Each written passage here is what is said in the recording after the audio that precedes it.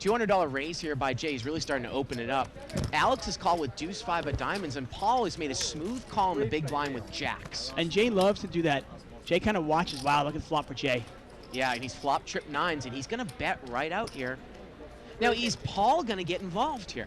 Now, it's a good flop for Paul to get away from in the sense that he can't beat the queen, he can't beat a 9. He check calls here. And I got to tell you, Jay probably is going to build. And look at this, he fills up. Now, is he going to bet a little bit on the turn? What we always talk about, Paul is not the type of player that you're going to check to induce a bluff, and he's going to continue to fire. I like the bet. Yeah. And Paul, I think, is going to call him. Let's see here. Well, and Paul's in a tough spot here. I mean, Paul can only be a pure bluff. That's all he can be. And this pot has been built up nicely by Jay to almost $2,500. The river's a 6. Paul checks. Now time to value bet for Jay. I mean, I think he can put a nice $1,500 bet in there, and maybe Jay, get called by Paul. And Jay moves in. He's going to move all in here. Well, you know what he's doing here? He's overbetting the pot a little bit, really to put Paul to the test. He's really trying to make it look like a steal. Well, the question is, how much does Paul have? It looks like Paul might have 3,000 left or so. So the pot, he bets 3,000 into a $2,500 pot. The pot is 5,500, 3,000 for Paul to call. And I love the way Jay's played. I love it. Now, conventional wisdom, a lot of really good players would go, wait a second, why doesn't he bet like 1,000 or 1,200 and get a call? Well, that looks like a value bet, and that actually might get Paul to think about it even more. Now Paul's thinking, wait a second, why is he betting so much? He doesn't want me to call? Is he trying to buy the pot, or is he just trying to make it look that way? And this is the game that good poker players are playing. Psychological warfare, going back and forth. And you see the fact that Jay did not check the turn in position when he filled up. Oh, look at this. Paul makes the call, and what a masterpiece. It's a masterpiece in the sense that, you know, he had to get really lucky to flop trip 9s. Oh, I mean, the way that he played it post-flop, though. Yeah, I mean, he obviously built the pot up there. Yeah. And now look at Hollywood Russ. He's going to bring it in for a little raise to 150 with ace deuce of hearts. Barry Woods calls with a jack 10 of hearts, and Jonas is in there with queen jack offsuit on the button. So we're going to see a $500 pot going 3 ways. Russ, the pre-flop raiser. Wow, what a flop for Russ. Nothing like raising with ace deuce and hitting it, huh? Yeah, I mean, and unfortunately for him, nobody's got anything. And again, you know, he's good enough where he knows he's going to lead. Maybe get Jonas to make a move on him. Russ bets here. Well, Russ is representing, say, pocket 9s, pocket 8s. Right. And you wonder if Jonas is going to try to represent a deuce. Jonas has done that before.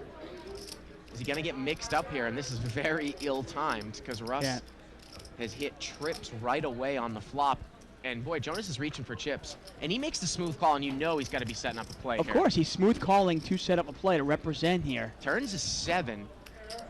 And would you ever check it to I got to Russ? tell you, I might check this to Jonas. I'm never a proponent of slow playing, but... Would you ever check this and play it like you missed with ace-king and now you're scared? Russ is going to bet again here. Yeah, pretend you have ace-king here.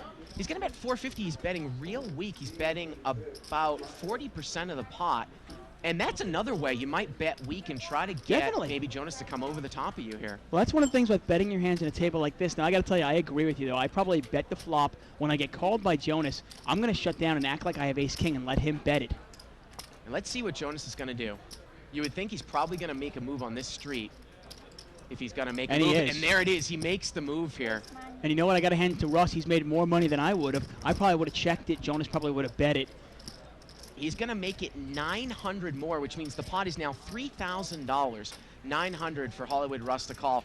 And what do you put Jonas on here? If it's a total bluff, again, what can you do? You're out of position. Can you call and lead into the river like we saw Jonas do before a couple weeks back? Well, is there any value to raising this? I mean, think about it. If Jonas has a pocket 6s here, you're beat. If he has pocket 7s, you're beat. If he has anything else and you raise, he's going to lay it down. Is there any value to raising? And look at this. Russ is going to come over the top, 2,000.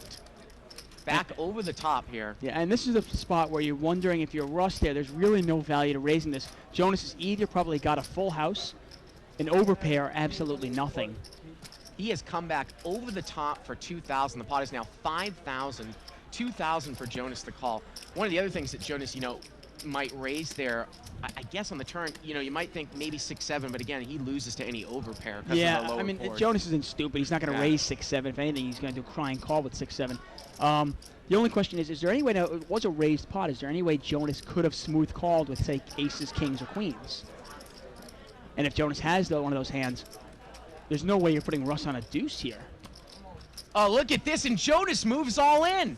He's going to move all in, and I mean, at this point, I guess you got to sit back and hope, oh man, Russ makes the call, and he's like, boy, I hope you don't have a set of 6s or 7s, and Jonas has been drawing dead since the turn. Yeah. The river is actually a horrible card for Russ. It's a 6, but Jonas had nothing.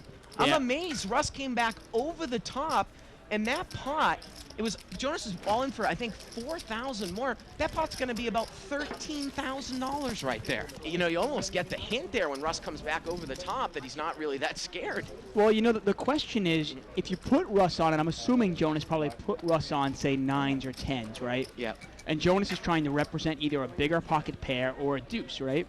The problem is those Russes re-raised you 2,000 more. Now, Jonas only bought in for